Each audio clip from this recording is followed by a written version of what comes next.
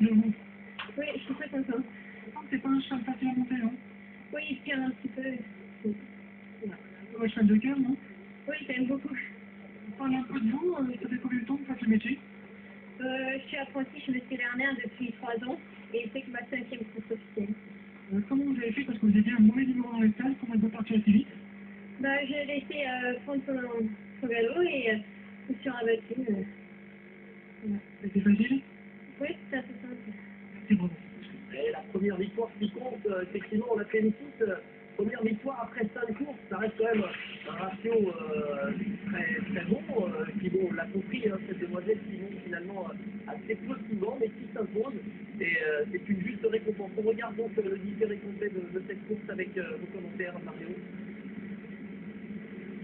Eh bien, écoutez, on va tout de suite donc, remarquer que Romain Laurent Bellemin, qui a pris donc futur lauréat, se retrouve assez rapidement dans le groupe de tête. Elle laisse faire donc son poulain et vient aux côtés de Fidel-Leroy. Fidel-Leroy, pareil, un mauvais numéro de salle comme l'expliquait son entraîneur Bruno Jolivet. Et Antoine Hamelin fait un effort pour venir se porter aux avant-postes. Alors, est-ce que justement cet effort lui a été préjudiciable dans la phase finale? Bon, il faudra poser éventuellement la question aux jockeys. Mais en tout cas, Cleveland, lui, tout de suite devant, se montrera donc intraitable jusqu'au bout. Alors, ce qui est intéressant, c'est en tout cas de noter le regain de forme de Buissan. Son entraîneur Valérie Buissan avait raison. Il travaille bien, mais on ne comprend pas forcément son comportement vite. Mais c'est un cheval qui adore les pistes lourdes, assouplies, comme c'est le cas aujourd'hui. Donc, c'est un cheval qui éprouve de bonnes conditions ces prochaines semaines, ne devrait pas tarder à faire de nouveau l'arrivée. Arestia Cadac Bleu était patient durant la course et gagnera du terrain pour venir s'octroyer la 3e place. Y a-t-il également des chevaux à suivre? Écoutez, le 11 Ferox Samouraï, c'est pas mal.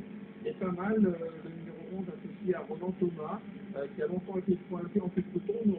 On l'aperçoit pas pour l'instant, Ferox. Il est dernier avec la top jaune. Et vous le verrez dans la ligne droite, il viendra faire illusion pour un bon classement.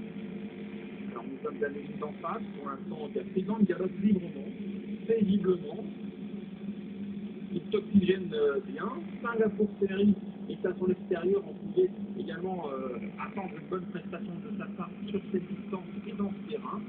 Malheureusement, Singapour Série personne pas pour finir. Sambian Gourva a une très bonne course, donc piège des animateurs. Et puis les preneurs du favori Keraloun peuvent être assez optimistes, hein, parce que Keraloun qui patiente et qui déboîte d'ailleurs à l'extérieur, on sait par Christophe Soumillon. Ouais, course de rêve, effectivement, et vraiment, Christophe lui a donné un très bon parcours, et c'est certainement l'état du terrain qui n'a pas convenu à Keraloun. Ligue de Dreamer, hein, c'était également une petite info de dernière minute, Georges Deleuze avait raccourci, et j'ai cru un instant que Ligue de Dreamer allait participer à l'emballage final, sans ayant eu un bon parcours, puisqu'on l'a vu malheureusement progresser à l'extérieur du peloton dans le tournant final, donc c'est d'autant plus méritoire. Il y aura une bonne course assez correcte du numéro 5 pour les Girotrais à la Moda, de l'entraînement David Midri, qui nous plaît pas. Allez, Mario. Effectivement, Olivier, la monnaie, c'est... Oui, ouais. Non, on va juste rater l'arrivée qui est désormais officielle, celle